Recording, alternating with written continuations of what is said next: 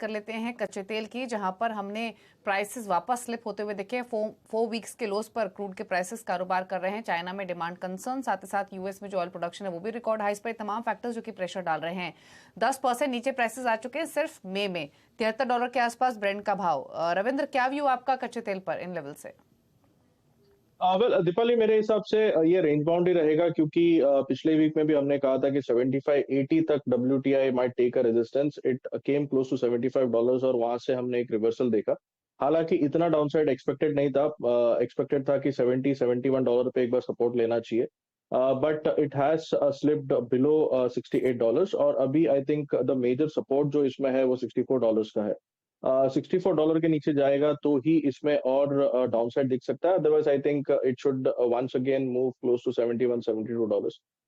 OPEC की meeting है ये वीकेंड में। I think that will be very very crucial. अगर प्राइजेस 64 या 65 के नीचे सस्टेन करता है, then there might be some surprises from the meeting, but as of now लगता नहीं है। एज ऑफ नाउ लगता है कि स्टेटस को ही रहेगा।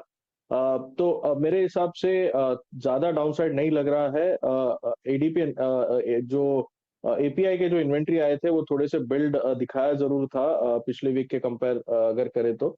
बट ईआई का इन्वेंट्री काफी इंपॉर्टेंट रहेगा आज का। तब तक के लिए हो सकता है कि थोड़ा सा नेगेटिव साइड में ट्रेड करे क्रूड। लेकिन हमारे हिसाब से 5,500 5,550 का एक अच्छा सपोर्ट है। वो सपोर्ट होल्ड करना चाहिए। एंड अपसाइड में आई थिंक 5,850 5,900 तक के पॉसिबिलिटीज है। हो सकता है कि वीकेंड मीटिंग के पहले एक शॉर्ट कवरिंग आए, लेकिन मुझे एकदम ज्यादा बेरिशनेस अभी एज ऑफ नाउ नहीं लग रहा है।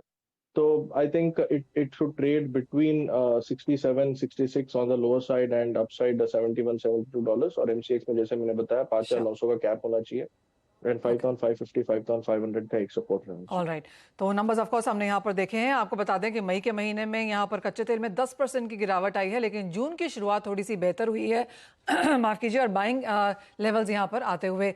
मेटल्स पे एक नज़र डालेंगे क्योंकि यहाँ पर थोड़ी सी खरीदारी है। चीन की तरफ से जो डेटा है वो पॉजिटिव है। अजय, कोई टॉप पिक यहाँ पर आपकी तरफ से जो मेटल्स में आती हो, क्योंकि चीन के नंबर स्ट्रॉन्ग है, debt ceiling is done, non farm payroll data पे तो हमारा यहाँ पर ध्यान है ही, लेकिन उससे पहले इस तेजी का कैसे फायदा उठाएं? डेफिनेटली मुझे मुझे लगता है कि जितने भी वर्स्ट न्यूज आने थे हमने मई मंथ में पूरे बेस मेटल के देखा। पूरे एक महीने की अगर हम बात करें तो कॉपर में हमने 700 के नीचे के भी लेवल आते हुए, खास करके सबसे बड़ा फॉल जो था वो जिंक में था, जो करीबन 11% का फॉल पिछले एक महीने में था।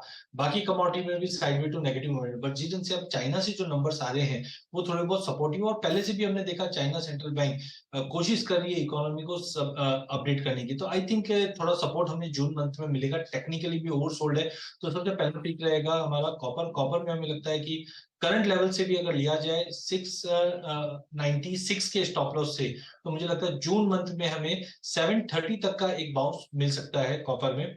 वहीं जिंक के अंदर भी टेक्निकली ओवरसोल्ड जोन में जा चुका है। फंडामेंटली कोई मेजर चेंजेस जरूर नहीं हुआ है, but I think current level पे शॉर्ट तो नहीं बनता, तो 207 पे लेके चलना चाहिए। 200 का स्टॉप लॉस रहेगा, 220 का टारगेट रहेगा। ये पूरे मंथ के लिए बता रहा हूँ। पूरे बेस मेटल में हमने एल्यूमिनियम लेड काफी सीमित दायरे में ट्रेड करते हुए देखा, बट जो अब अपॉर्चुनिटी बनती है वो मुझे लगता है कॉपर और जिंक में बननी चाहिए टेम्पररी जून मंथ में। ओके, आपकी कोई ट्रेडिंग स्ट्रैटेजी होगी क्या रविंद्र, संक्षेप में मेटल्स में? वेल आई थिंक कॉपर में हमें भी लगता है कि 720 तक के लेवल्स पॉसिबल है, but that should be the resistance. और जिंक और कॉपर दोनों में ही एक्चुअली टेक्निकली एक बहुत अच्छा पैटर्न बना है। तो मेरे हिसाब से जब तक कि ये लो नहीं ब्रेक करता कॉपर में अराउंड 793 का और 693 का, सॉरी, एंड जिंक में अराउंड 203 का, मेरे हिसाब से थोड़ा सा पॉजिटिवनेस कंटिन्यू रह सकता है। एक लेवल देखना चाहिए जिंक में 214 का। 214 के ऊपर अगर सस्टेन करता है तो फिर पॉसिबिलिटी है कि 220 225 तक जा सकता है।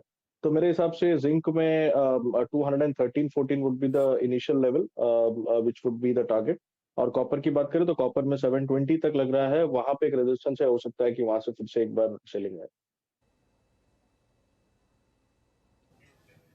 ओके, चलिए, तो ये स्ट्रैटेजीज रही बेस मेटल्स पर भी। शुक्रिया रविंद्र अपने व्यूज देने के लिए, स्ट्रैटेजीज शेयर करने के लिए। एक ब्रेक के लिए रुक रहे हैं। ब्रेक के उस पर एग्री कमोडिटीज पर तो फोकस करेंगे ही, साथ साथ बात करेंगे एडिबल ऑयल्स की भी।